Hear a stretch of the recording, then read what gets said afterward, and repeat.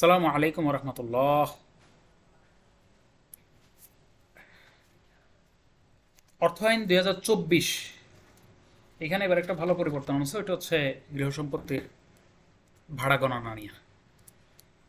গৃহ সম্পত্তির ভাড়া কীভাবে পরিগণনা করা হয় গতবারের তুলনায় এবার একটা ভালো করছে, খুব সুন্দর করে। আচ্ছা, আয়কর আইন 2023-এর ধারা 37-এর উপধারা 1 অনুযায়ী কোনো আয় বর্ষে কোনো ব্যক্তির নিজের মালিকানাধীন কোনো গৃহ সম্পত্তির মোট ভাড়া মূল্য নিম্নবর্ণিত সূত্র অনুযায়ী পরিগণনা করতে হবে। সূত্র কি? ক,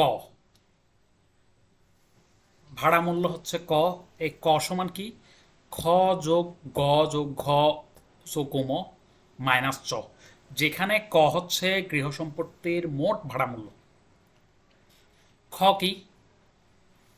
খ হচ্ছে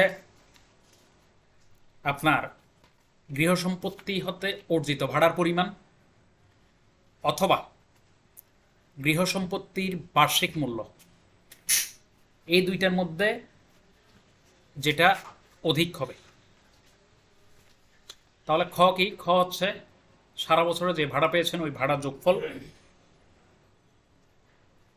আর আরেকটা হচ্ছে কি আপনার ওই সম্পত্তির বার্ষিক মূল্য, অ্যানুয়াল ভ্যালু, এই দুইটার মধ্যে যেটা সর্বোচ্চ হবে ওইটাই কাউন্ট করতে হবে। গ কি?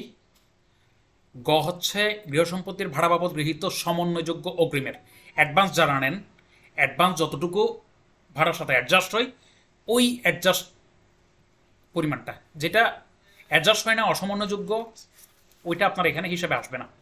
ঘ কি? ঘ হচ্ছে উক্ত আয় বর্ষে উক্ত গৃহ সম্পত্তি ব্যবহার সূত্রে প্রাপ্ত স্যালামি অথবা প্রিমিয়াম, স্যালামি প্রিমিয়াম এগুলো ব্যতীত অন্য যে কোনো অর্থ, এটা যেগুলো খ গত উল্লেখ নেই বা খ গয়ের অতিরিক্ত। ও কি? ও হচ্ছে ভাড়া ক্ষেত্রে কর্তৃক পরিশোধিত যে কোনো প্রকার সার্ভিস চার্জ, মেরামত ও রক্ষণাবেক্ষণ চার্জ বা যে নামেই হোক না কেন, এ ধরনের কোনো কিছু। আর চ কি? যে চ বাদ যাবে, ভ্যাকেন্সি অ্যালাউন্স। ঠিক আছে, এটা অবশ্যই বিদ্যুৎ বিল দেখানো সাপেক্ষে, বিদ্যুৎ বিল উপস্থাপন সাপেক্ষে প্রমাণিত হলে দেন চ অনুমোদনযোগ্য হবে। ধন্যবাদ সবাইকে। আসসালামু আলাইকুম রহমতুল্লাহ।